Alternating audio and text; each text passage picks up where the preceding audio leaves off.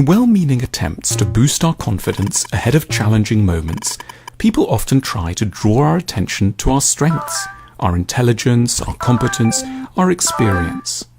But this can, curiously, have some awkward consequences. There's a type of underconfidence that arises specifically when we grow too attached to our own dignity and become anxious around any situation that might seem to threaten it.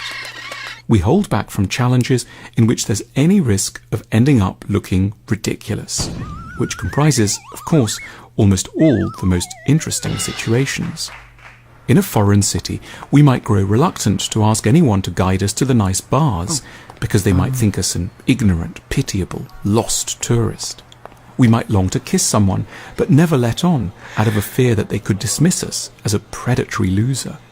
Or at work, we don't apply for a promotion in case the senior management deems us delusionally arrogant.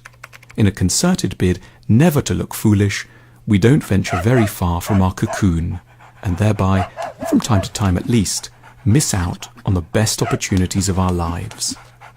At the heart of our underconfidence is a skewed picture of how dignified it is normal for a person to be. We imagine that it might be possible, after a certain age, to place ourselves beyond mockery. We trust that it's an option to lead a good life without regularly making a complete idiot of ourselves. One of the most charming books ever written in early modern Europe is called In Praise of Folly by the Dutch scholar and philosopher Erasmus. In its pages, Erasmus advances a hugely liberating argument. In a warm tone, he reminds us that everyone, however important and learned they might be, is a fool. No one is spared, not even the author. However well-schooled he himself was, Erasmus remained, he insists, as much of a nitwit as anyone else. His judgment is faulty, his passions get the better of him. He is prey to superstition and irrational fear. He's shy whenever he has to meet new people. He drops things at elegant dinners. This is deeply cheering, for it means that our own repeated idiocies don't have to exclude us from the best company. Bruegel and Erasmus's work proposes that the way to greater confidence isn't to reassure ourselves of our own dignity. It's to grow at peace with the inevitable nature of our ridiculousness. We are idiots now, we've been idiots in the past, and we will be idiots again in the future. And that's okay. There aren't any other available options for human beings to be.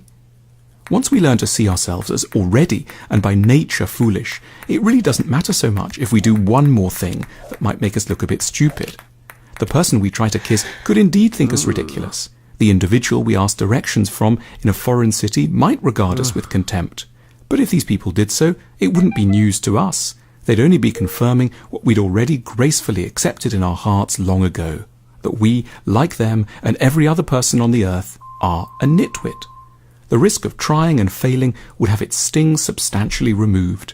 The fear of humiliation would no longer stalk us in the shadows of our minds. We would grow free to give things a go by accepting that failure was the acceptable norm. And every so often, amidst the endless rebuffs we'd have factored in from the outset, it would work. We'd get a kiss, we'd make a friend, we'd get a raise.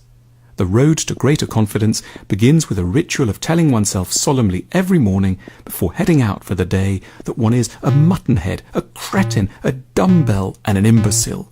One or two more acts of folly should thereafter not matter very much at all.